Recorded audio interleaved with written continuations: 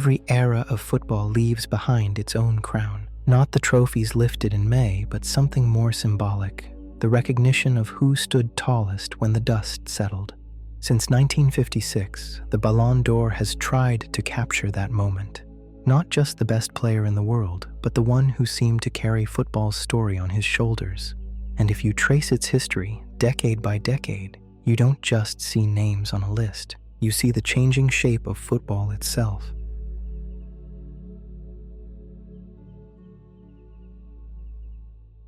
The Ballon d'Or began in 1956, born out of a Europe still healing from war. The idea came from France Football magazine, who wanted to crown the continent's best player. Not a domestic award, not a trophy tied to a single season, but something larger, a golden ball that said, "In this moment, you are the standard of the game." The first name etched into history was Stanley Matthews, 41 years old. A man who had been playing since before the Second World War, whose reputation as the wizard of the dribble had made him a living legend. That the Ballon began with him wasn't just coincidence. It symbolized continuity, the passing of football from the age of ration books and muddy pitches into something modern. Matthews wasn't just a great, he was a bridge between eras. But the award quickly began to shift. By the late 1950s, it belonged not to wingers in England, but to the magicians of Spain.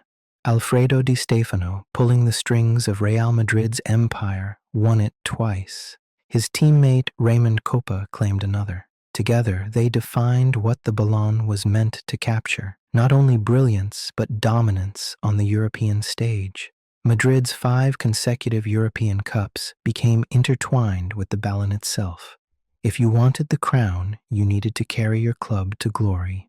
Then came the brilliance of the 1960s.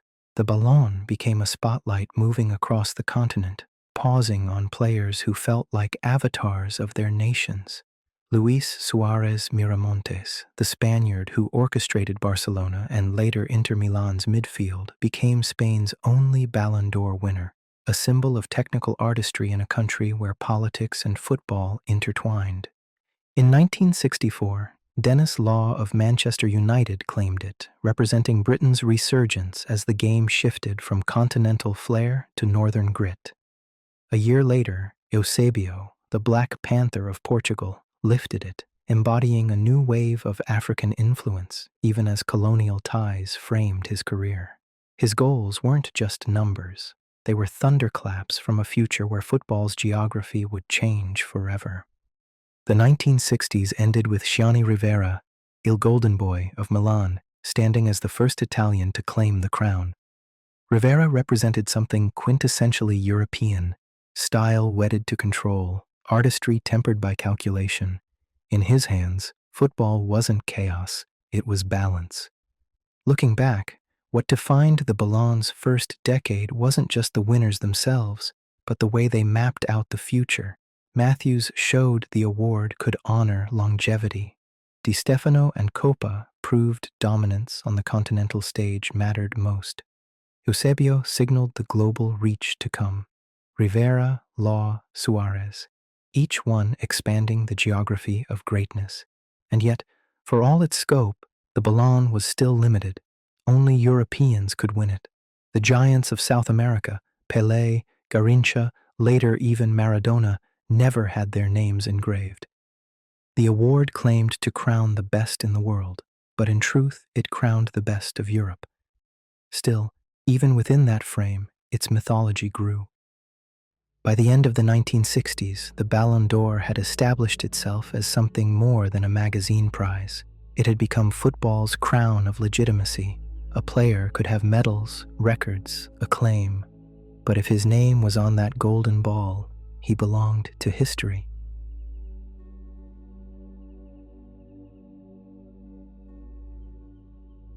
The age of Cruyff, Beckenbauer, and the rise of icons. The Ballon d'Or was no longer a trophy for pioneers. By the 1970s, it had become something else entirely, a crown for icons. The early winners of the 1950s and 60s had been legends. Yes, Di Stefano, Eusebio, Bobby Charlton. but they were largely remembered as players, virtuosos of a game still shaping itself. The 1970s marked a shift. Now, the Ballon d'Or wasn't just rewarding talent, but philosophy. It wasn't just about who scored or dribbled the most. It was about who carried the very spirit of football into new territory. And in that decade, two men defined what that meant: Johann Cruyff and Franz Beckenbauer. Johann Cruyff, football as an idea. Cruyff was the first player to win the Ballon d'Or 3 times: 1971, 1973, 1974. But the numbers don't matter as much as the meaning. To watch Cruyff was to see football rewritten. At Ajax and with the Dutch national team, he embodied total football, a system where every player could take any role, where movement and space were more important than position. The Ballon d'Or voters weren't just honoring his goals or assists. They were honoring the idea that football could be played as a fluid dance rather than a rigid machine. Cruyff's style wasn't simply about beating opponents. It was about reshaping the geometry of the game itself. He once said, "Playing football is very simple, but playing simple football is the hardest thing there is." That philosophy explains why his Ballon d'Ors carried so much symbolic weight. His dribbles and vision were sublime, but what he represented, artistry, freedom, intelligence, was larger than any statistic. Think of the 1974 World Cup. The Netherlands, led by Cruyff, reached the final with dazzling football that left the world spellbound. He didn't even need to win the trophy. His run alone cemented his legacy. The Cruyff turn from that tournament, a simple feint that left Swedish defender Jan Olsson grasping at air, became as iconic as a goal. It wasn't just skill, it was a metaphor. That football could deceive, that it could be artful, that it could humiliate the rigid with a flick of the foot. When Cruyff won his third Ballon d'Or in 1974, it wasn't just for what he had done that season. It was an acknowledgement. This was the future. Franz Beckenbauer, the Kaiser. Where Cruyff danced, Beckenbauer commanded. Franz Beckenbauer, nicknamed Der Kaiser, was elegance personified. He redefined the sweeper or libero role, not just cleaning up behind defenders, but orchestrating attacks from deep. He won the Ballon d'Or in 1972 and 1976, becoming the first defender to claim it twice. But again, like Cruyff, the award wasn't just about his performances, it was about what he represented. Beckenbauer embodied order, authority, a calm, almost regal control. When he captained Bayern Munich to 3 straight European Cups, 1974-76, and West Germany to victory in the 1972 European Championship and the 1974 World Cup, he was more than a footballer. He was the face of German football's dominance, the image of a nation rebuilt through discipline and collective strength. His Ballon d'Or victories symbolized the other side of the 1970s coin. If Cruyff was expression and fluidity, Beckenbauer was structure and command. Together, they were the two poles of footballing philosophy. One represented freedom, the other authority, and both were indispensable. Football as philosophy. This was the first era when Ballon d'Or winners became ideas. Cruyff equals artistry, creativity, football as poetry. Beckenbauer equals leadership, composure, football as order. The award was no longer just about individual brilliance. It was about cultural resonance. When voters cast their ballots, they weren't just choosing the best player. They were choosing what kind of football deserved to be immortalized. And in the 1970s, that choice was often split right down the middle. The Eastern Shadow, Oleg Blokin. But the Ballon d'Or wasn't only about Western Europe's golden children.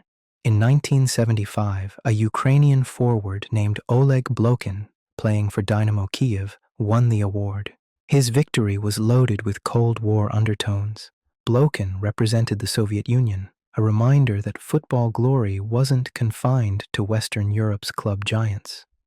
His searing pace and ruthless finishing brought him 211 goals in 432 league appearances, and in 1975 he led Dynamo Kiev to a Winners' Cup triumph that caught Europe's attention. His Ballon d'Or was a statement that the East, too, could produce players of global consequence. If Cruyff and Beckenbauer symbolized philosophies of football, Ballon symbolized geopolitics.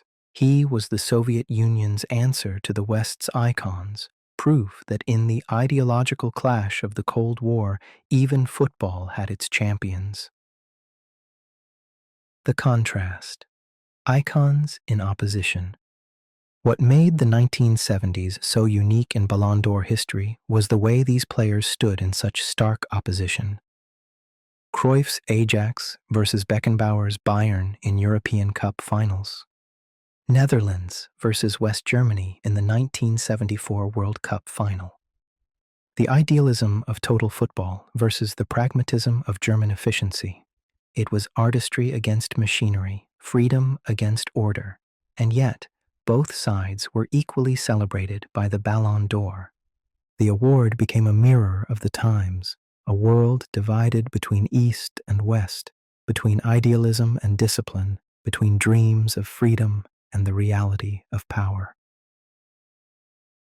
A foreshadowing of celebrity. The 1970s also marked the beginning of footballers as global celebrities. George Best, who won the Ballon d'Or in 1968, was already a pop culture icon, dubbed the Fifth Beatle. But Cruyff took this further. His image, his number 14 shirt, his cigarettes, his sharp tongue in interviews. He wasn't just a footballer, he was a cultural figure. Beckenbauer, too, embodied something beyond the pitch, the calm authority of German leadership, a statesman as much as a player. The Ballon d'Or was no longer just about football. It was about what kind of man the world wanted to celebrate. Why the 1970s still matter.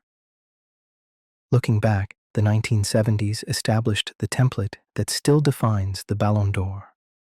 The award honors not just players, but philosophies. It crowns not just goals, but ideas. It recognizes footballers as cultural figures, not just athletes. Cruyff and Beckenbauer set the precedent for Messi and Ronaldo decades later. The genius who bends football into art versus the leader who bends football into discipline. The freedom of expression versus the mastery of control. And Oleg Ballon reminded us that the award has always been political too, shaped by the rivalries and anxieties of the wider world. The 1970s proved that the Ballon d'Or is more than a trophy. It's a compass for the game's soul. And in that decade, it pointed toward two poles that still define football today: artistry and authority. The Ballon d'Or of the 1970s was not just about who shone brightest in a given year. It was about which vision of football the world wanted to exalt. Cruyff showed us football as liberation. Beckenbauer showed us football as command. And between them, the game was changed forever.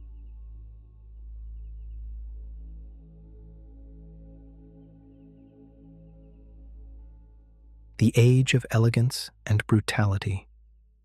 The 1980s Ballon d'Or was a paradox. It crowned elegance and it crowned brutality. It rewarded artists who seemed to float above the pitch and assassins who carved their names into it.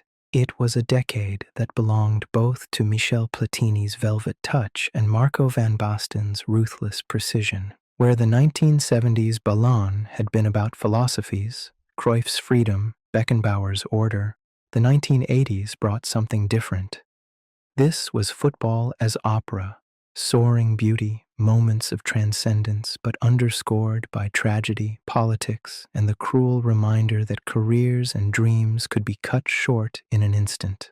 The Ballon d'Or reflected it all. Platini and the Art of Command. Michel Platini was the face of the early 1980s, a French playmaker who combined elegance with authority. Platini won 3 consecutive Ballon d'Or from 1983 to 1985, the first man to achieve such dominance. At Juventus, he was the conductor of a side that epitomized sophistication. He didn't just score goals, he sculpted matches. He had vision, control, and a knack for producing the decisive pass or free kick that defined contests. To watch Platini was to see the game slowed down to his tempo, everyone else dancing to the rhythm of his choices. His crowning achievement came at Euro 1984, when France, often dismissed as underachievers, conquered the continent on home soil. Platini scored 9 goals in 5 matches, an absurd tally for a midfielder, including 2 hat tricks. France lifted their first major trophy, and Platini became more than a player. He was a symbol, the French Renaissance, the artist as king. His Ballon d'Or weren't just individual awards. They were acknowledgments of football's capacity for grace. In an era where physicality often dominated, Platini reminded the world that artistry still ruled, that intellect and finesse could still triumph in the world's most demanding arenas. And yet, there was irony. Platini's career, like so many of his contemporaries, would be relatively short. By 1987, he had retired at just 32. His 3 Ballon d'Or felt like a compressed blaze, a brief but brilliant reign, almost too perfect to last. Rossi and redemption. The Ballon d'Or of 1982 went to Paolo Rossi, another story of beauty entangled with cruelty. Rossi had been banned from football for 2 years following a betting scandal, his reputation tarnished, his career in jeopardy, yet he returned just in time for the World Cup in Spain and produced one of the most remarkable redemption arcs in football history. After a quiet start to the tournament, Rossi exploded into life against Brazil in the second group stage. His hat trick in a 3-2 victory stunned the world, eliminating what many considered the greatest team never to win the World Cup, Zico, Socrates, Falcão. Rossi followed that with 2 goals against Poland in the semi-final and the opener against West Germany in the final, 6 goals in 3 matches, from pariah to hero.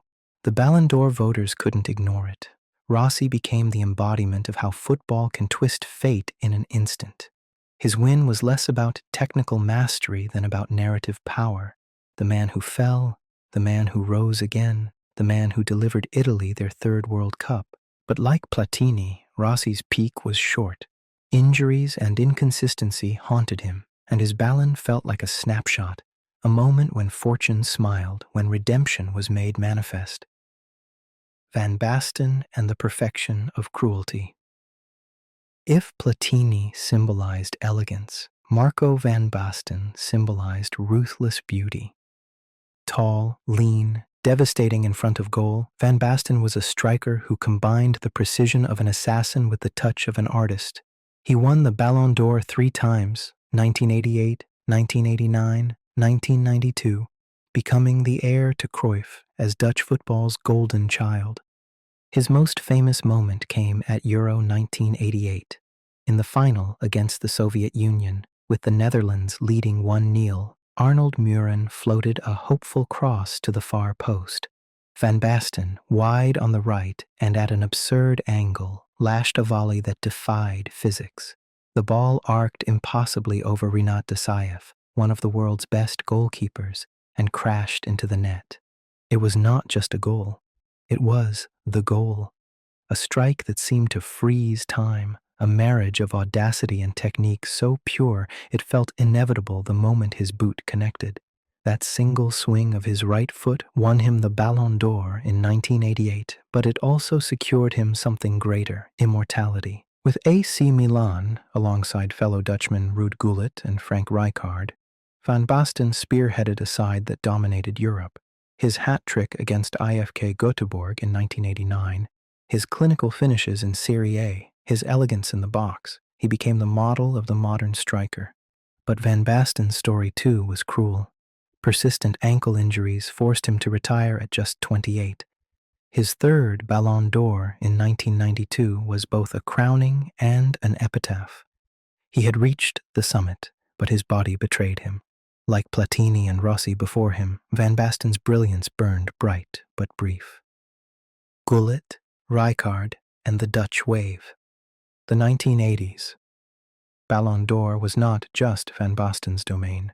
Ruud Gullit won in 1987, representing not only his own brilliance but the rise of Dutch football's second great generation. With his dreadlocks flying, his versatility spanning midfield and attack, Gullit was both athlete and artist. His victory symbolized the Netherlands' resurgence. With Gullit, Van Basten, and Rijkaard, the Dutch reclaimed their place at the heart of European football. At AC Milan, the trio, guided by Arrigo Sacchi, created a machine that blended flair with tactical discipline.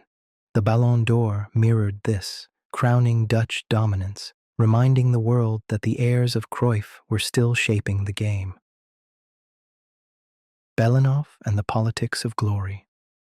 In 1986, the Ballon d'Or went east once more. Igor Belanov, a Ukrainian forward playing for Dynamo Kyiv, was crowned Europe's best. His year was spectacular: 28 goals, a Cup Winners' Cup triumph, a hat-trick against Belgium in the World Cup. But his victory was more than sporting. It was political. The Cold War still loomed, and Belanov's Ballon was a statement that the East could still produce giants, that Soviet football had not been eclipsed by the West. Like Blokin before him, Belanov's win carried symbolic weight beyond the pitch. He was a reminder that football was never just football. It was always also history, ideology, geopolitics. The theater of Serie A. If there was one league that defined the Ballon d'Or in the 1980s, it was Serie A.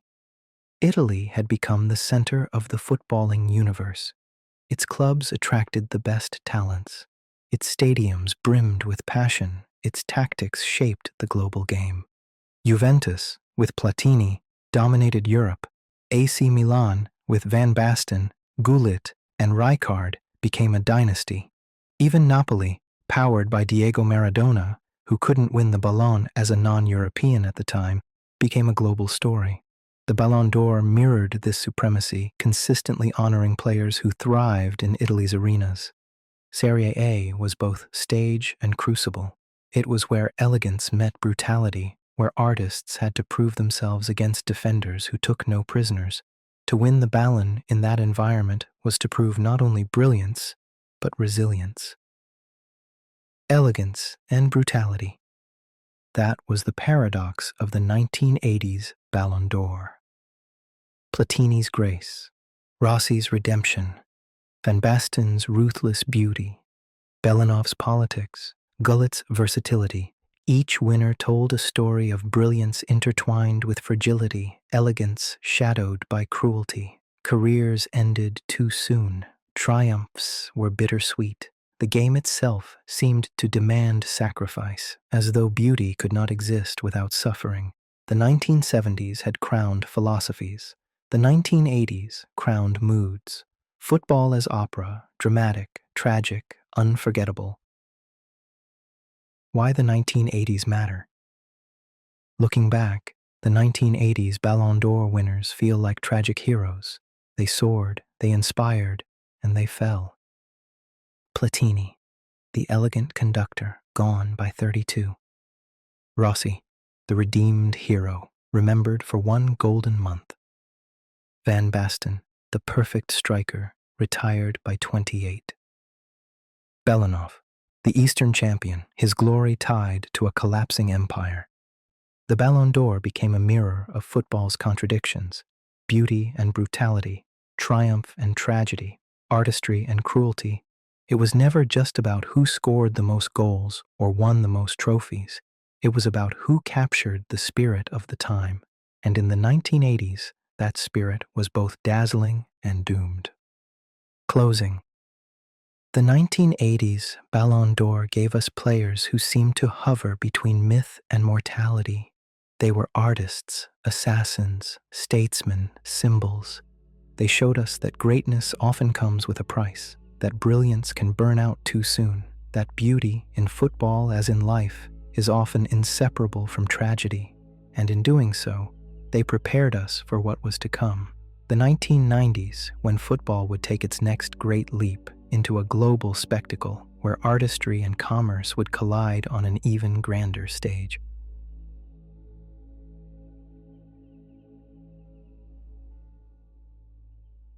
The global game. The 1990s were the decade when the Ballon d'Or broke out of Europe's borders. For its first 4 decades, the award was explicitly limited to European players. Pelé, Maradona, Garrincha, they could never win, no matter how sublime their brilliance. The prize was provincial, a European honor for a European game. But in the 1990s, football changed. The Bosman ruling reshaped club football. Satellite television and advertising dollars globalized the sport, and the Ballon d'Or began to reflect this shift, slowly opening its arms to the world. By the end of the decade, the trophy wasn't just a crown for Europe's best. It had become the symbol of football's globalization, a mirror of artistry, tragedy, and cultural change. Roberto Baggio, Beauty and Cruelty. Roberto Baggio won the Ballon d'Or in 1993. By then, he had already become an icon in Italy, the divine ponytail, the player who combined spiritual calm with technical artistry. Baggio's genius wasn't brute force, it was delicacy. He drifted past defenders like mist, curled free kicks with a painter's touch, and scored goals that seemed more like brushstrokes than finishes.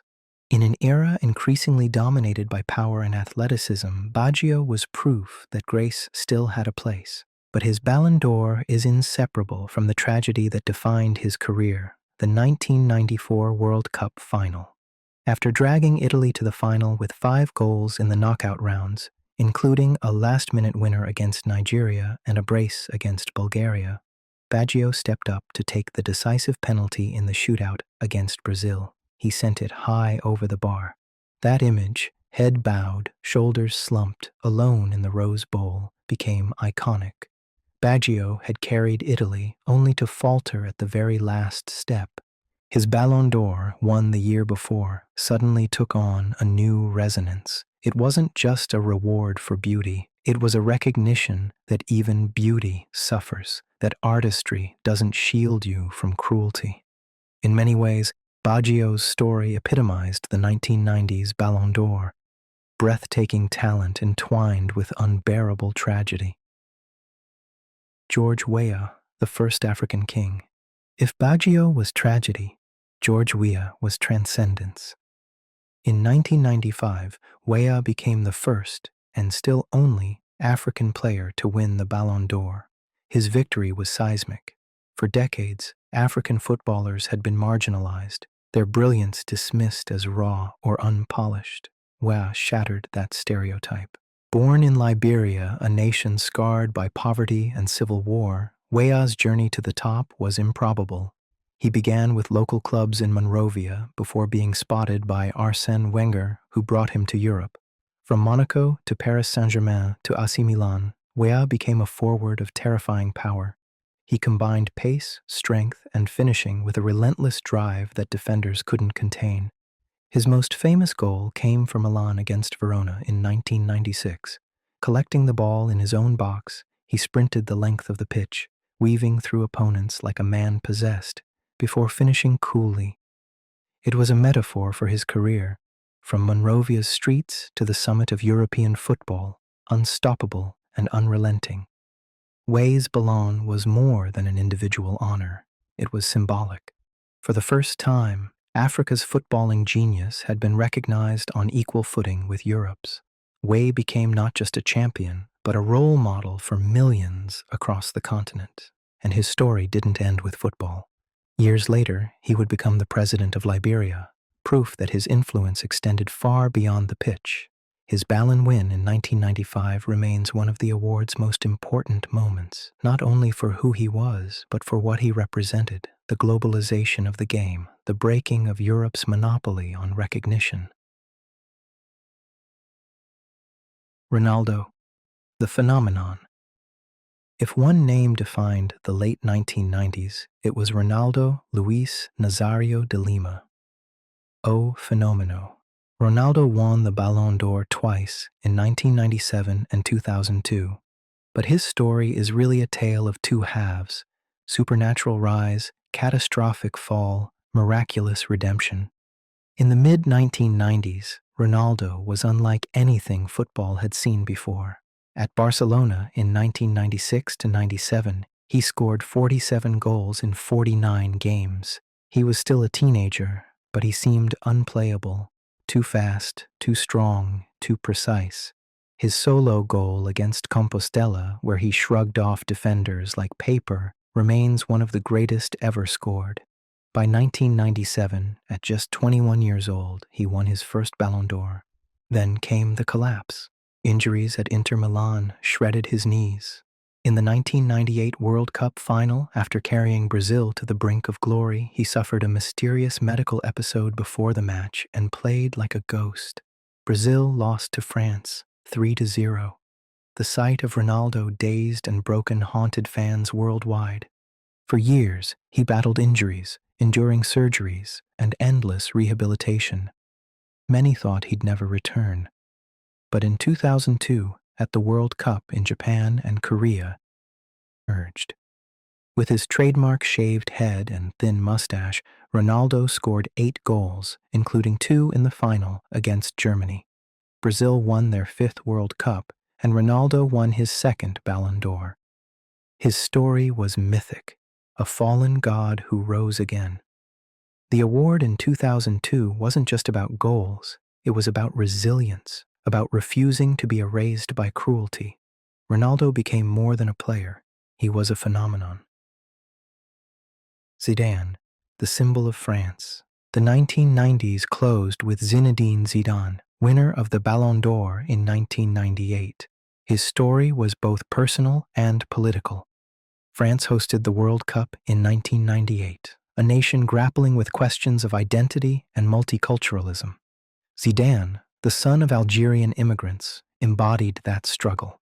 He wasn't just a footballer, he was a symbol of France's diversity, its tensions, and its potential. On the night of the final against Brazil, Zidane rose above it all. He scored 2 headers in the first half, guiding France to a stunning 3-0 victory. The image of him, arms outstretched in triumph at the Stade de France, became a national icon. For many, it was proof that France's multicultural society could unite around something greater. Zidane's Ballon d'Or that year was inevitable. But like Baggio and Ronaldo, his story carried shadows. His temper was infamous, red cards for violent outbursts, moments of madness that punctuated his brilliance. He was grace and volatility in equal measure. His crowning in 1998 wasn't just for his football, it was for what he represented, the possibility of unity in a divided age. Football becomes global.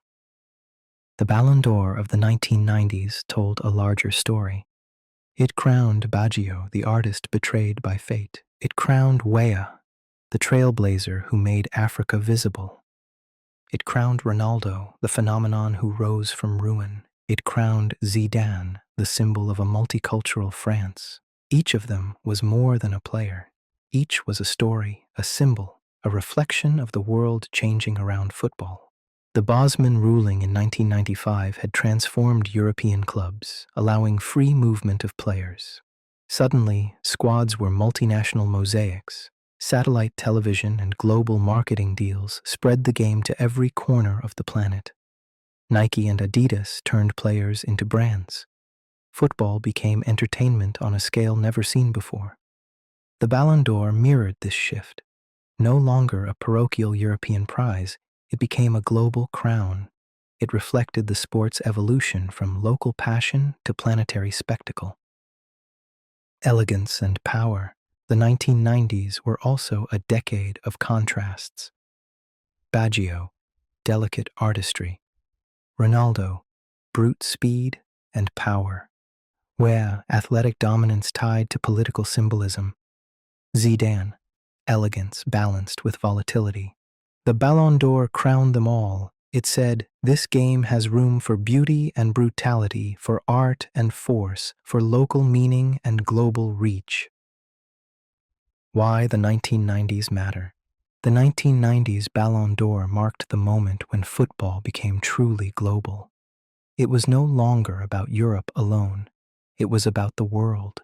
Baggio's tragedy, Waz's transcendence, Ronaldo's redemption, Zidane's symbolism. Each winner carried a story that went beyond football into politics, identity, and culture. The award became more than a trophy.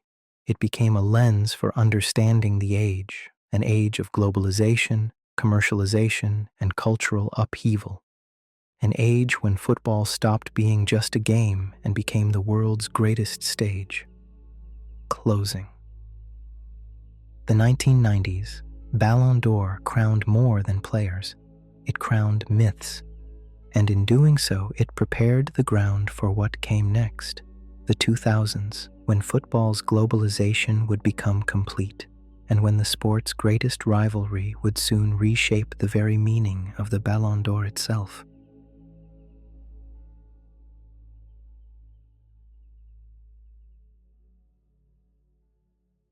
The last kings before the storm. The 2000s were the last decade before the Ballon d'Or became synonymous with two names, Lionel Messi and Cristiano Ronaldo. But before that duopoly, the award crowned a diverse set of champions. Rivaldo, Figo, Ronaldinho, Kaká, each represented not just personal brilliance, but a different vision of football. Each was a reminder that before the Ballon became a two-man contest, it was still a kaleidoscope, rewarding artistry, invention, and charisma in many forms. This was the decade when Brazilian flair ruled, Portuguese ingenuity dazzled, and the game itself leaned ever further into spectacle. It was also the last decade when unpredictability reigned. No one knew who would win each year. No one assumed a single rivalry would define the era. Looking back, these Ballons feel almost nostalgic, like postcards from a more chaotic age, right before the storm that would change football forever. Rivaldo, the reluctant genius. The 1999 Ballon d'Or, technically the last of the 1990s, set the stage for the decade to come. Its winner was Rivaldo, the Brazilian forward who seemed to bend to logic every time he touched the ball. Rivaldo wasn't as universally adored as Ronaldo or Ronaldinho. He was awkward, angular, his movements ungainly until suddenly they weren't. But his left foot was lethal, capable of conjuring goals from impossible angles. His crowning performance came for Barcelona in 2001, when he scored a hat-trick against Valencia to secure Champions League qualification. The third goal, a bicycle kick from outside the box, remains one of the greatest ever scored. Rivaldo didn't just score goals, he invented them, and yet there was always a distance about him. He lacked Ronaldo's charisma, Ronaldinho's joy, Zidane's grace. Rivaldo was brilliance without warmth. His Ballon win felt almost reluctant, the game recognizing his genius, even if it didn't quite know how to love him. But in hindsight, Rivaldo was a bridge between the Ronaldo of the 1990s and the Ronaldinho who would soon dazzle the world. Luis Figo, the betrayal and the crown. In 2000, the Ballon d'Or went to Luis Figo, and his story cannot be told without the transfer that defined modern football. That summer, Figo moved from Barcelona to Real Madrid. It was more than a transfer. It was treachery. Barcelona fans felt stabbed in the heart, betrayed by their captain, their talisman. When Figo returned to the Camp Nou in Madrid white, fans hurled bottles, coins, even a pig's head at him. But the fury of Barcelona was the delight of Madrid.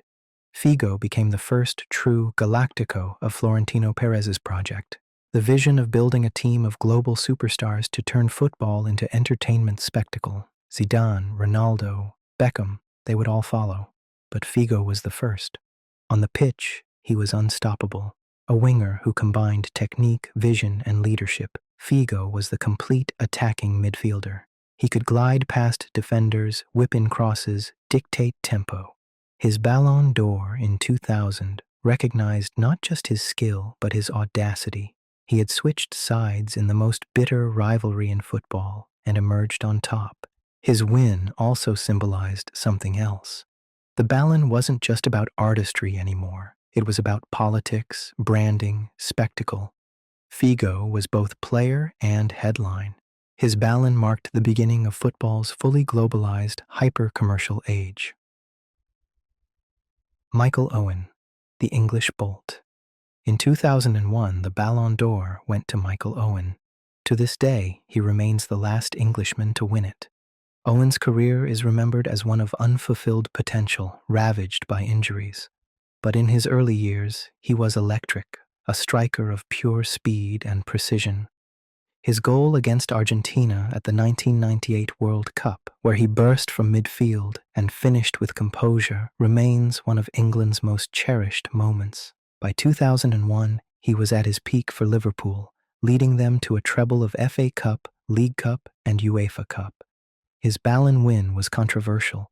Many argued that Raul or Oliver Kahn deserved it more, but Owen's recognition was a reminder of how quickly football anoints its stars and how quickly it forgets them. Today, Owen's Ballon d'Or feels like a relic, a brief flash before injuries dimmed his brilliance. It stands as a reminder that the award doesn't always go to legends. Sometimes it captures fleeting moments, a snapshot of lightning before it fades. Ronaldinho, joy made flesh. Then came Ronaldinho. If Ronaldo was a phenomenon and Rivaldo was reluctant, Ronaldinho was joy incarnate. His Ballon d'Or in 2005 was not just a recognition of skill. It was a recognition of beauty, entertainment, and the way football could make the world smile. At Barcelona, Ronaldinho was a magician.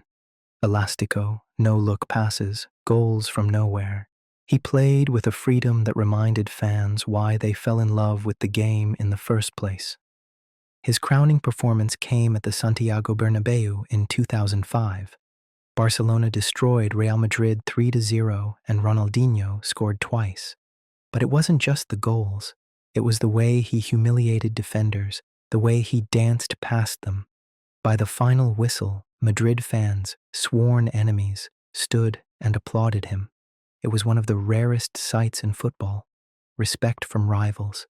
Ronaldinho's Ballon win marked the peak of football as performance art. He wasn't just effective, he was transcendent. He turned matches into theater, stadiums into carnivals. And yet, his reign was brief.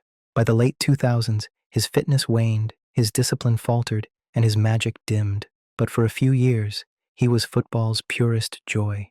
His Ballon is a monument to that joy. Kaká, the last before the duopoly. In 2007, Kaká became the last man not named Messi or Ronaldo to win the Ballon d'Or for over a decade. Kaká was different from Ronaldinho. Where Ronaldinho was flamboyant, Kaká was elegant. Where Ronaldinho danced, Kaká glided. His play was less about tricks and more about timing, precision, and balance. His peak came with AC Milan in the 2006-2007 Champions League. In the semi-final against Manchester United, he scored one of the greatest goals in European history, flicking the ball between defenders, then ghosting past them before finishing. Milan went on to win the final against Liverpool, avenging their loss in Istanbul 2 years earlier. That year, Kaká was untouchable. He combined goals, assists, and leadership with a serenity that felt almost regal. His Ballon d'Or wasn't just deserved, it was inevitable. But his story, like Owen's, is tinged with tragedy. Injuries and the weight of expectations curtailed his brilliance. He moved to Real Madrid in 2009, just as Cristiano Ronaldo arrived, and never reached the same heights again. In hindsight, Kaká's Ballon feels like the last chapter of an old book. After him, the award would no longer rotate among different stars. It would belong to Messi and Ronaldo for a decade. The Samba decade. What stands out about the 2000s Ballon winners is the dominance of Brazil. Rivaldo, Ronaldinho, Kaká, 3 Brazilians in less than 10 years.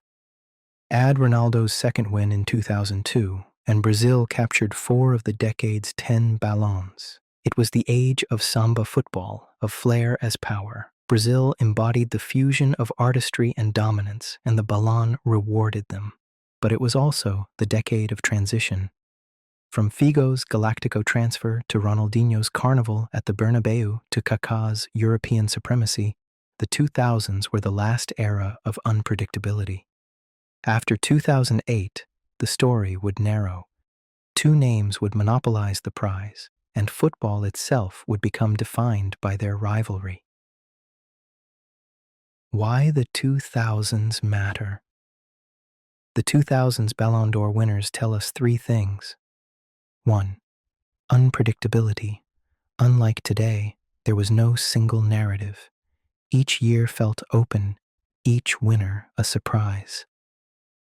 2. Globalization.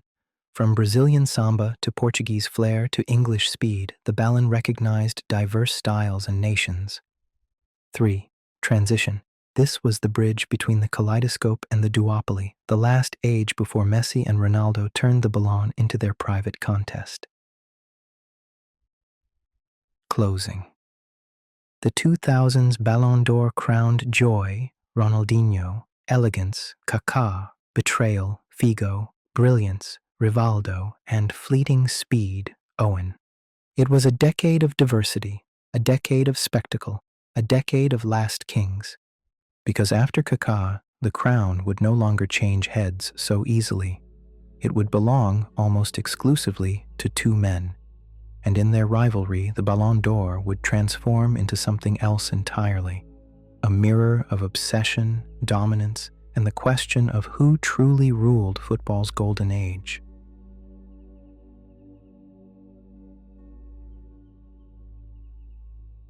The Messi-Ronaldo Duoply, 2008 to 2017. It was always going to be one of them. That became the quiet assumption of football fans for a decade. When the Ballon d'Or shortlist was announced, when the votes were counted, when the golden trophy was lifted into the Paris night, it was no longer about who would win, it was about which one. Lionel Messi and Cristiano Ronaldo didn't just dominate the game from 2008 to 2017, they remade it. They transformed the Ballon d'Or from an award into a battleground, a referendum on style, on meaning, on what football should be, and for 10 consecutive years, the rest of the world was reduced to bystanders. 2008, the first crown. It began in Moscow. Rain fell on the Luzhniki Stadium. The Champions League final stretched into penalties, and a 23-year-old Cristiano Ronaldo had already soared above Chelsea's defense to score. Later, he missed his penalty in the shootout, head in his hands, drenched in misery, only for Edwin van der Sar's save to rescue him. Manchester United were champions of Europe. That season, Ronaldo had scored 42 goals. He was no longer the raw teenager who had replaced David Beckham. He was a machine, sprinting, leaping, finishing with a ruthlessness England had never seen. In December, the Ballon d'Or confirmed it. Ronaldo was the best player in the world. His first crown. What made it significant was not just the numbers, but the archetype it introduced. This wasn't Ronaldinho dazzling with samba freedom. This was discipline married to flair, an athlete sculpted in the gym as much as on the pitch. Ronaldo was football as performance art and performance science. The standard had shifted. 2009 to 2012, Messi ascends. The very next year, a new order arrived. Pep Guardiola's Barcelona was not just a football team, it was a philosophy rendered in passing triangles. And at its center, Lionel Messi, small, quiet, dribbling past men as if he lived in another dimension. Messi won the 2009 Ballon d'Or after guiding Barcelona to the treble. His crowning moment came in the Champions League final in Rome, when he leapt to head past Edwin van der Sar, the same keeper who had saved Ronaldo months earlier. The symbolism was clear. A new king had arrived. Then the flood came. 2010, Messi again, controversially because Iniesta and Xavi had just won the World Cup, but voters couldn't ignore his brilliance. 2011, Messi once more, after dismantling Manchester United in another Champions League final, hailed by Sir Alex Ferguson as the best team we've ever faced. 2012, Messi for the fourth time, scoring 91 goals in a calendar year, a number so absurd it feels like a clerical error. From 2009 to 2012, Messi won 4 consecutive Ballon d'Or. Never before had a player dominated like this. What made it different from Ronaldo's 2008 triumph was its texture. Ronaldo's dominance felt engineered, sculpted. Messi's felt inevitable, like watching water flow downhill. His goals were not just finishes, they were brushstrokes in a larger painting. Guardiola called him the best player ever, and for a while it seemed the argument was over. 2013 to 2014, Ronaldo's return. But the duel was only beginning. By 2013, Messi had 4 trophies, and Ronaldo was restless. That autumn, Portugal faced Sweden in a World Cup playoff. The world watched Zlatan Ibrahimovic score twice to drag Sweden level. And then Ronaldo, in a 30-minute blitz, scored a hat trick of such velocity that even neutrals gasped. The third goal, sprinting half the field, left foot across the keeper, was pure defiance. Days later, FIFA extended the Ballon d'Or voting deadline. Many whispered it was to account for Ronaldo's heroics. When the votes were counted, he won. In tears, holding the trophy, he screamed in catharsis. The following year, he made it indisputable. Real Madrid won La Décima, their long-awaited 10th Champions League, and Ronaldo scored 17 goals in the campaign, a record. In the final, in Lisbon, he tore off his shirt after scoring Madrid's 4th goal, veins bulging, muscles sculpted under the floodlights. The Ballon d'Or was his again. By 2014, the rivalry had crystallized into myth.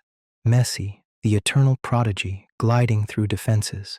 Ronaldo, the self-made titan, bending the sport to his will. Their duopoly wasn't just statistical, it was symbolic.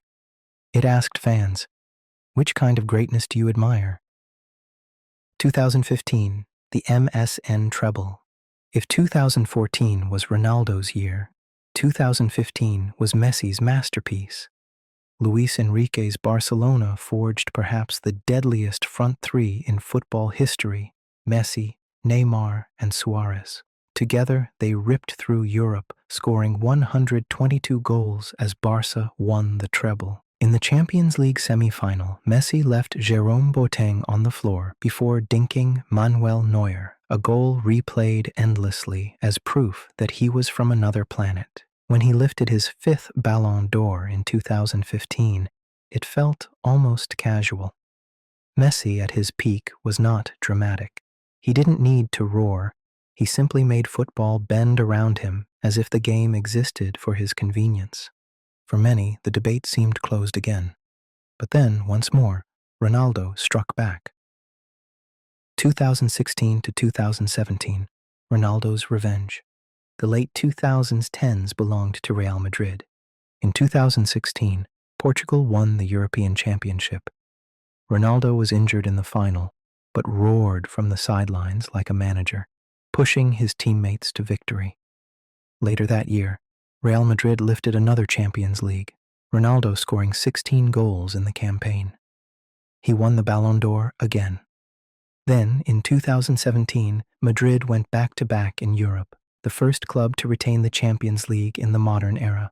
Ronaldo reinvented himself as a pure striker, lethal in the penalty box, scoring 5 goals across the quarterfinals and semifinals against Bayern and Atletico, then 2 more in the final against Juventus. When he lifted his 5th Ballon d'Or, the same number as Messi, the rivalry had reached symmetry. 10 years, split almost evenly, 5 for Messi, 5 for Ronaldo.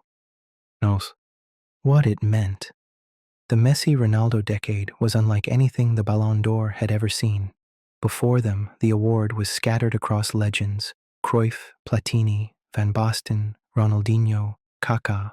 After them, it became binary. And in that binary, football itself changed. Numbers exploded. 40 goals in a season, once unthinkable, became routine. Narratives simplified. Every debate was reduced to Messi or Ronaldo. Tactics, teams, even trophies faded behind the duel. Others were eclipsed. Xavi and Iniesta World Cup winners and midfield geniuses, never won. Wesley Sneijder, who dragged Inter to the treble in 2010, was ignored. Frank Ribéry, dazzling for Bayern in 2013, finished behind the Titans. There was admiration, but also critique. The Ballon d'Or became less about celebrating the diversity of brilliance and more about worshipping two deities. Yet it was inevitable. They were too great, too consistent, too consuming. Closing. A referendum on greatness.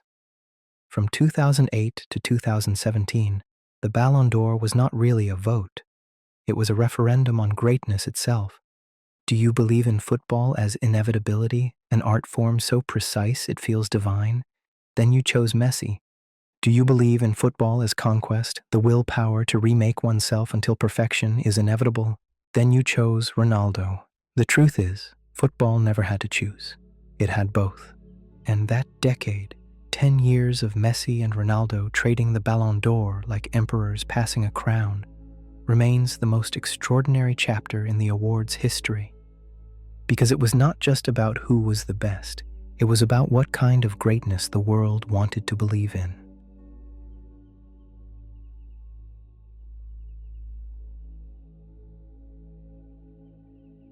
The Fall of Certainty, 2018 to 2021.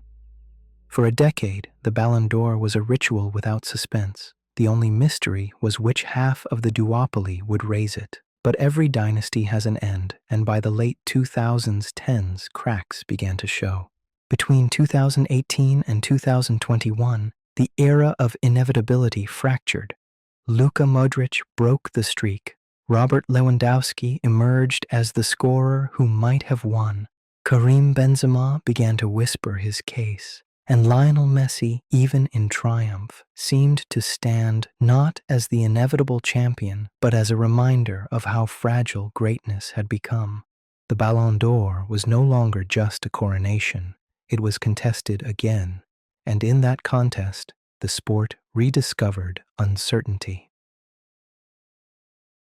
2018, the year of Modric. In the summer of 2018, football's stage shifted to Russia. The World Cup became a canvas for stories beyond the duopoly. Messi and Argentina crashed out in the round of 16 against France. Ronaldo and Portugal fell to Uruguay in the same round. For the first time in years, neither man was near the tournament's climax. Instead, the spotlight belonged to Luka Modric. The Croatian midfielder, slight and relentless, carried his nation of 4 million people to the World Cup final. He dictated tempo, pressed endlessly, and seemed to grow stronger with each knockout match. Croatia lost to France in the final, but Modric won the Golden Ball as the tournament's best player. Earlier that year, he had been the metronome of Real Madrid's Champions League triumph, their third in a row. It wasn't just a career season, it was the fulfillment of a career defined by orchestration rather than dominance. When Modric won the 2018 Ballon d'Or, the spell was broken. Messi and Ronaldo had 10 trophies between them. Suddenly, someone else's name was etched into history. It was a recognition not of statistical dominance, but of subtlety, the invisible work that binds teams together. For many, it was overdue. For others, controversial. Messi had still dazzled, Ronaldo had still scored, but the voters wanted a different story. They wanted to honor the man who, for a summer, made football's rhythm his own. And so, after a decade of certainty, the Ballon d'Or reintroduced doubt. 2019, Messi's sixth. The reprieve didn't last long. By 2019, Messi was again irresistible. He scored 51 goals for Barcelona, won La Liga, and dragged his side to another Champions League semi-final. In that semi-final, Barcelona famously collapsed at Anfield against Liverpool, losing 4-0. It was the kind of humiliation that might have doomed a Ballon d'Or campaign. But Messi's individual brilliance was overwhelming. His free kick against Liverpool in the first leg, 35 yards out, curled beyond Alisson, was hailed as one of the finest of his career. He led Europe in goals, assists, and chances created. His influence was total. At the Ballon d'Or ceremony in Paris, Messi lifted his sixth trophy, surpassing Ronaldo's five. For the first time since 2008, the two were not equal. What made the moment poignant was not just the number, but the sense of fragility around it. Messi spoke of his age, of knowing he had fewer years ahead than behind.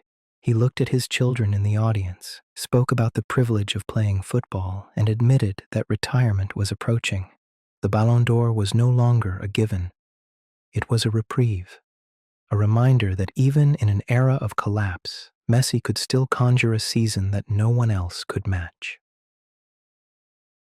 2020, the missing award. Then came silence. The year 2020 was supposed to belong to Robert Lewandowski. Bayern Munich's Polish striker had scored relentlessly, leading Bayern to the treble, Bundesliga, DFB Pokal, and Champions League. In the Champions League knockout stages, played in Lisbon in August due to the pandemic, Bayern demolished Barcelona 8-2. Lewandowski scored in every game until the final, where Bayern triumphed over PSG. It was the perfect season, but the Ballon d'Or was cancelled. France Football, citing the pandemic's disruption, chose not to award it. It remains one of the most debated decisions in the award's history. Why should a season of empty stadiums negate the achievement? Why deny Lewandowski, who had finally broken through as the world's most prolific scorer, his golden moment? To many, 2020 is remembered as the lost Ballon d'Or. Lewandowski himself admitted disappointment, and even Messi, in later years, would say publicly that the Pole deserved it. The absence was telling. For over 60 years, the award had always crowned someone. In 2020, the crown simply vanished. It was as if the footballing calendar itself had been interrupted, leaving behind a void. That void became symbolic of lost time, of the fragility of even the most established traditions, of how easily certainty can dissolve. 2021, Messi's seventh. By 2021, football had changed again. The pandemic still shadowed the sport, but tournaments returned, and with them, a narrative Messi had chased his entire life: international glory. At the Copa America in Brazil, Messi led Argentina to victory. He scored, assisted, and carried his side emotionally as much as tactically. In the final, at the Maracanã, Argentina defeated Brazil 1-0. Messi, often criticized for his lack of international success, finally had his crown. That summer alone might have been enough. But he also left Barcelona in tears, unable to renew his contract due to financial chaos. His farewell press conference, sobbing as he said goodbye to the club he had defined, was one of football's most human moments. When the 2021 Ballon d'Or votes were tallied, Messi won his seventh trophy. Many believed Lewandowski had the stronger claim, having continued his scoring frenzy with Bayern. The debate was fierce, but voters chose story over numbers. Messi's Copa America, combined with his emotional departure from Barcelona, created a narrative that was irresistible. It wasn't just about goals or trophies. It was about resolution, a career arc reaching catharsis. Messi stood on stage, holding the Ballon d'Or again, and paid tribute to Lewandowski. It was magnanimous, but it also underscored the fragility of the award. Greatness was now contested not just by two men, but by stories, by contexts, by emotions. The decade of certainty had ended. The Ballon d'Or was a debate again. What changed? Between 2018 and 2021, the Ballon d'Or shifted in meaning. It moved from the binary of Messi-Ronaldo to a pluralism where others could win, or almost win. It acknowledged subtlety, Modric, dominance, Lewandowski, even if denied, and narrative, Messi's Copa America. It revealed the cracks in inevitability. Greatness was no longer monopolized by two men. It was shared, fragmented, debated. The duopoly had not ended. Both Messi and Ronaldo still loomed large, but it had softened, and in that softening, football rediscovered suspense. For fans who had grown up knowing only the duopoly, this was jarring. For older generations, it was a return to the past, to the days when names like Nedved, Shevchenko, and Kaká could win. The Ballon d'Or was no longer a coronation, it was a conversation again. Closing. The fall of certainty. From 2008 to 2017, the Ballon d'Or had been a closed loop. Messi and Ronaldo defined the terms of greatness, but from 2018 to 2021, the loop unraveled. A midfielder broke through, a striker was denied by circumstance, an old king wept in farewell and lifted the trophy once more. Certainty gave way to ambiguity, and in that ambiguity, the Ballon d'Or became human again, fragile, flawed, shaped by context as much as by numbers. It was no longer about inevitability, it was about possibility, and possibility after a decade of duopoly felt like a shock.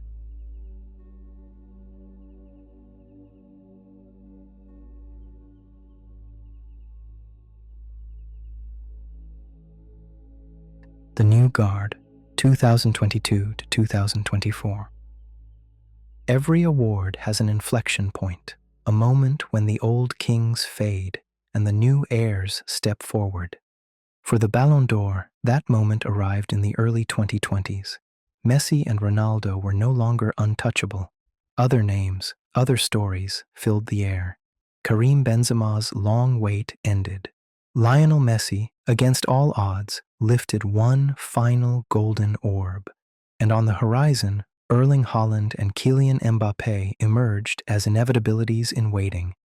The award, once predictable, became volatile again.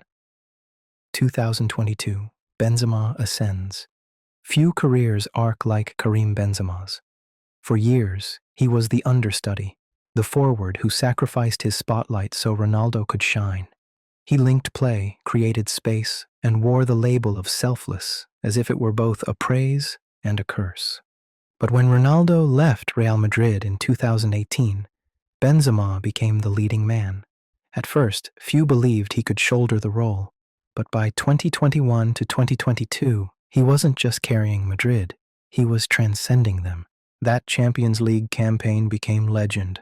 Against PSG, Madrid were dead, 2-0 down on aggregate, until Benzema scored a 17-minute hat-trick at the Bernabeu. Against Chelsea, he scored a hat-trick at Stamford Bridge, then another decisive goal in extra time. Against Manchester City, he delivered nerveless penalties, dragging his side through chaos into the final. And in the final, against Liverpool, he didn't score. He didn't need to. His fingerprints were already on the tournament. Madrid triumphed, and Benzema was crowned its undisputed talisman. Across the season, he scored 44 goals in 46 games.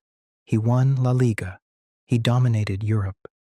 At the 2022 Ballon d'Or ceremony in Paris, there was no suspense.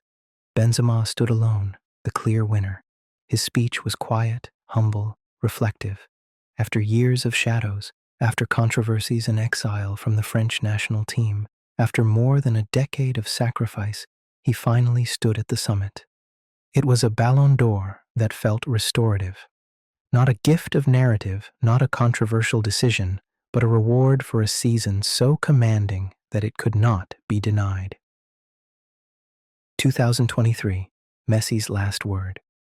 If 2022 belonged to Benzema, 2023 became Messi's epilogue. By now, he had left Europe's stage. His 2 years at PSG had been strange. Flashes of brilliance, but often muted, as if he were a guest rather than the protagonist. By the summer of 2023, he was bound for Inter Miami, ready to close his career in Major League Soccer. But before he left, he gave the world the final chapter it demanded. At the 2022 World Cup in Qatar, Messi delivered the greatest international tournament of his life. He scored 7 goals, assisted 3, and played with a blend of control and fury that silenced every remaining doubt. Against the Netherlands in the quarterfinal, he produced a no-look pass to set up Molina, then buried his penalty in the shootout. Against Croatia in the semi-final, he humiliated Joško Gvardiol, one of Europe's finest defenders, with a dribble that looked like it belonged to a boy of 19, not a man of 35. And in the final, against France, he scored twice, led Argentina through a 3-3 epic, and lifted the World Cup after a penalty shootout. The image of him draped in the bisht, holding the trophy aloft, became instantly immortal. When the 2023 Ballon d'Or votes were cast, there was little suspense. Haaland had scored 52 goals for Manchester City, leading them to the treble. His case was overwhelming on numbers, but Messi's World Cup was bigger than numbers. It was myth. It was culmination. It was the story football had been writing for 2 decades. And so, in Paris, Messi lifted his 8th Ballon d'Or. He smiled gently, thanked Argentina, thanked his family, and spoke with the humility of someone who knew this was the end. For fans, it felt right. Not fair, perhaps. Haaland's advocates would insist he was robbed. But fitting. Messi's 8th was not about statistics. It was about closure. The book could end with nothing left unsaid. 2024, the crown without a king. By 2024, the transition was undeniable. Messi was in Miami, Ronaldo was in Saudi Arabia. The duopoly had dissolved into history. The question now was not Messi or Ronaldo, it was who next? Erling Haaland seemed inevitable. His 2022-23 campaign was freakish, a record 36 goals in the Premier League, 52 in all competitions. He was a machine of efficiency, finishing chances with a coldness that bordered on inhuman. He wasn't an artist like Messi or a force of will like Ronaldo. He was a phenomenon, a striker built for modern football where space is rare and chances must be taken. Kylian Mbappé, meanwhile, embodied continuity. He had been the breakout star of the 2018 World Cup, the hat-trick hero of the 2022 final, the captain of France's new dynasty. He combined speed with charisma, inevitability with spectacle. Haaland was numbers, Mbappé was narrative. The 2024 Ballon d'Or seemed destined to crown one of them. Perhaps Haaland's treble, perhaps Mbappé's goals and World Cup aura carried forward. What mattered was that the horizon had shifted. For the first time in nearly 2 decades, a generation not named Messi or Ronaldo loomed as the sport's center. What changed? Between 2022 and 2024, the Ballon d'Or completed its transition. In 2022, Benzema's triumph proved that patience, longevity, and resilience could still be rewarded. In 2023, Messi's 8th Ballon d'Or proved that myth outweighed mathematics, that sometimes football's heart matters more than its ledger. By 2024, the future had names, Haaland and Mbappé. The award was no longer looking back, it was scanning forward. The old kings were gone. The throne was open. Closing, the new guard. The Ballon d'Or began in 1956 as an experiment. By the 2010s, it became a duopoly. By the 2020s, it became a question mark again.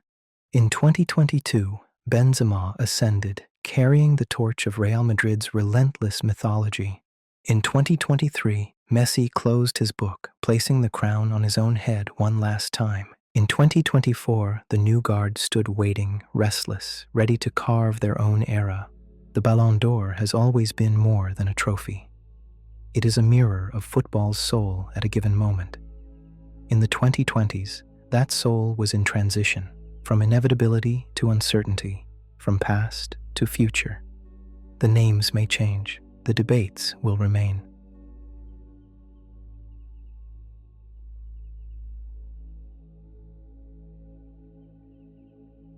Closing reflections. What the Ballon d'Or really measures. When the first Ballon d'Or was handed to Stanley Matthews in 1956, it was a simple thing. A panel of journalists, a vote, a golden orb lifted into the Paris night. Nobody could have guessed that it would become the most enduring chronicle of football's soul. Decade after decade, the award has done more than crown the best player. It has told us who football belongs to at that moment, which nation, which club, which style of play, which narrative captured the imagination of the world. And as we stand in 2025, looking back on nearly 70 years of names and legends, it becomes clear. The Ballon d'Or is less about the ball itself and more about the stories we've written around it. More than numbers. Every era had its mathematicians, players whose statistics were overwhelming: Müller's goals, Platini's efficiency, Ronaldo's relentless tallies, Haaland's records. And yet, numbers never lived alone. The Ballon d'Or time and again showed that the heart could outweigh the spreadsheet. George Weah's 1995 triumph was as much about symbolism, the first African winner, as it was about goals. Fabio Cannavaro's 2006 win owed more to Italy's spirit in Berlin than to a defender's stat line. Messi's 2023 Ballon d'Or was decided not by his League One contributions, but by the myth of Qatar, the World Cup finally conquered. Even in 2025, when analysts parsed heat maps and expected goals in obsessive detail, the Ballon d'Or reminded us of something older, more primal. Football is about the way a season feels. And that is why, when Ousmane Dembélé walked onto the stage in Paris in October, few could deny the poetry of it. The year of Dembélé. It had been a career few would have scripted. Injuries, setbacks, moments of brilliance shadowed by inconsistency.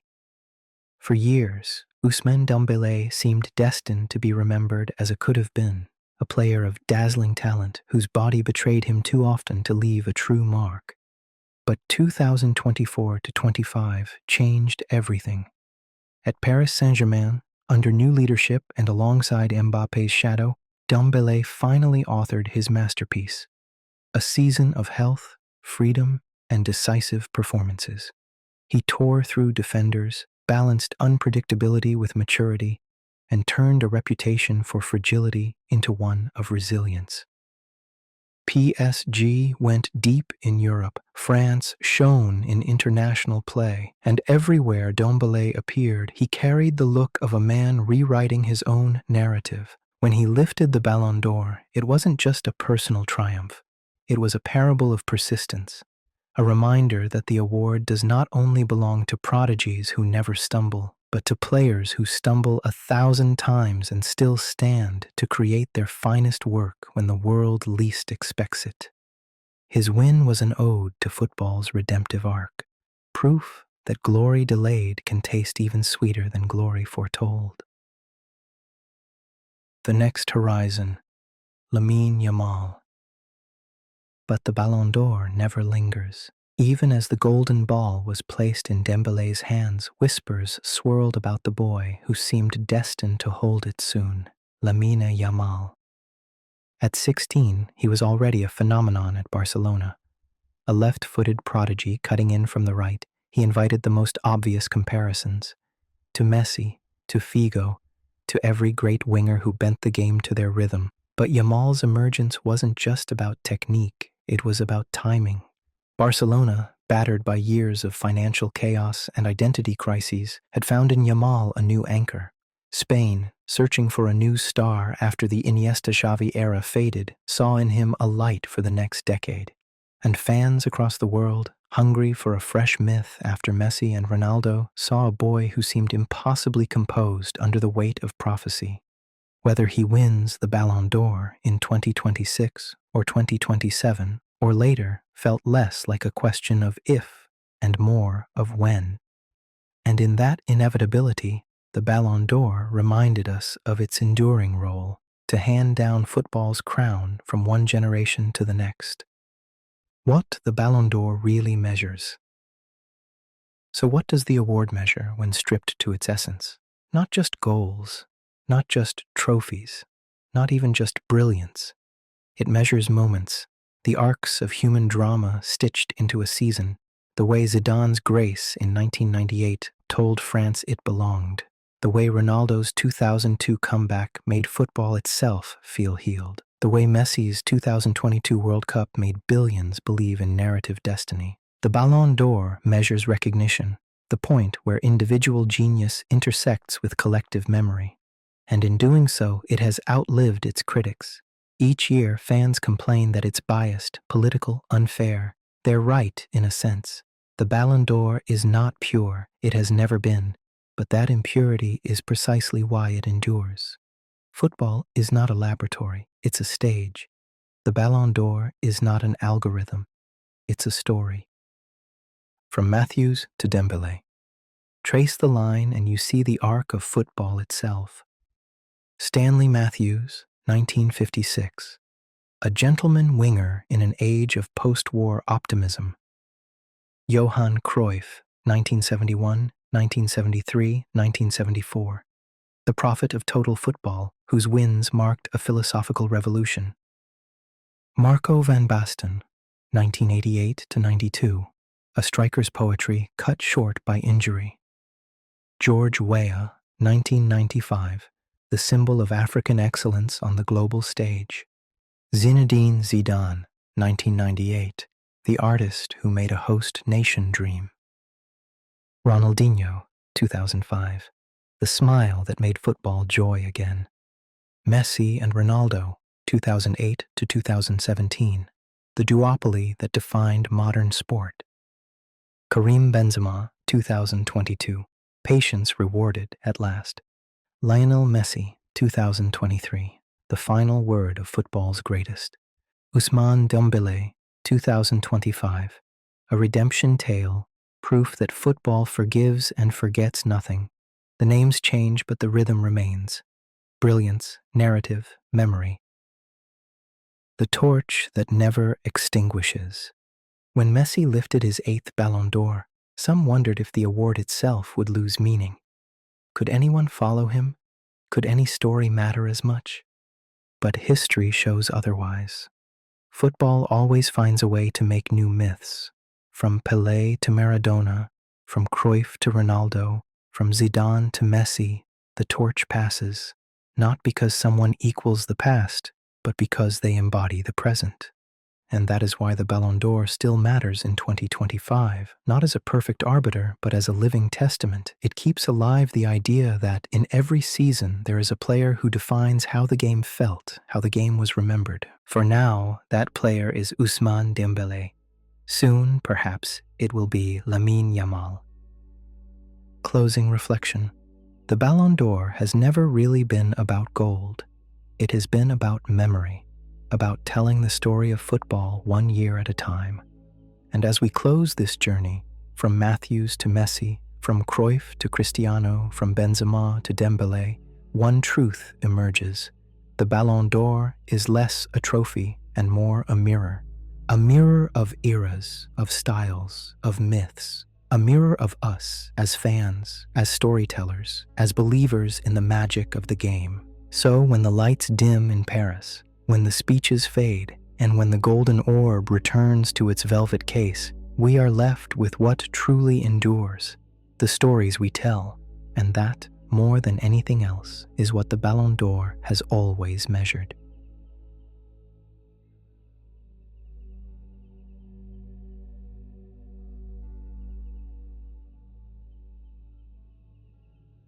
And so, the story of the Ballon d'Or drifts into the present. From Matthews to Messi, from Di Stefano to Dembélé, the golden ball has carried not just the weight of football, but the echoes of time itself. As you close your eyes tonight, perhaps the names and moments linger like faint commentary from another room, reminders that greatness is never just about goals or trophies, but the stories we carry with us. Rest now. Let the noise of the game fade. Tomorrow, the world will play again. Good night.